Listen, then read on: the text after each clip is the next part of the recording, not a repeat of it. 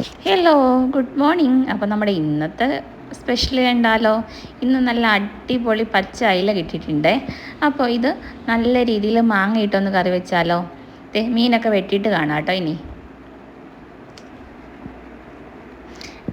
അരപ്പൊക്കെ തയ്യാറായിട്ടുണ്ട്. അപ്പോൾ അതിലേക്ക് പച്ചമാങ്ങയാണ് കേട്ടോ ഇടുന്നത്.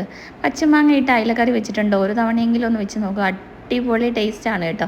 നമ്മുടെ പച്ചമാങ്ങ ഇട്ട അയിലക്കറിയും നല്ല അയില പൊരിച്ചതും ഒക്കെയാണ് കേട്ടോ ഇന്നത്തെ ചോറിൻ്റെ നമ്മുടെ സ്പെഷ്യൽ. പിന്നെ ബ്രേക്ക്ഫാസ്റ്റിന് വേണ്ട ദോശ ഒരു സൈഡ് റെഡി ആവുന്നുണ്ട്.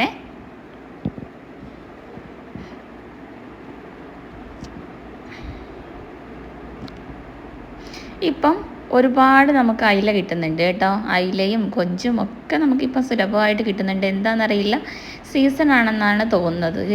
ഞാൻ തല പോലും കളഞ്ഞിട്ടില്ല കേട്ടോ. അതും നമ്മുടെ കറിയിലേക്ക് ഇട്ടിട്ടുണ്ട്.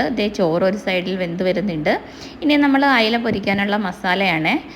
സിമ്പിൾ മാഗ്നേഷനാണ്. കുറച്ച് മഞ്ഞൾപ്പൊടിയും മുളക് പൊടി, കൃഷി ചെയ്ത കുരുമുളക്, ഉപ്പ് ഇത്രയും ഇട്ട് കുറച്ച് ഓയിൽ കൂടി സ്പ്രെഡ് ചെയ്തതിന് ശേഷം ആ മസാലയൊക്കെ നന്നായിട്ടൊന്ന് പുരട്ടി ഒരു അരമണിക്കൂർ നമുക്ക് റെസ്റ്റ് ചെയ്തതിന് ശേഷം ഒന്ന് ഫ്രൈ ചെയ്തെടുക്കുക. അപ്പോൾ നമ്മുടെ ടേസ്റ്റി ആൻഡ് സിമ്പിളായിട്ടുള്ള അയില ഫ്രൈ റെഡിയായി കിട്ടുമേ.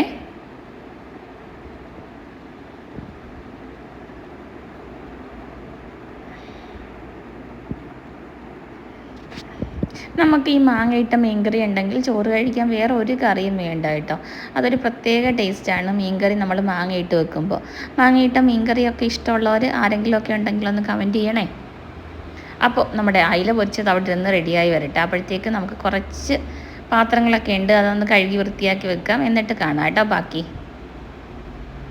അപ്പോഴത്തേക്കും നമ്മുടെ ഒരു സൈഡ് അയിലേക്ക് മൊരിഞ്ഞ് വന്നിട്ടുണ്ട്. ഇനി നമുക്കതൊന്ന് തിരിച്ചിട്ട് കൊടുക്കാം.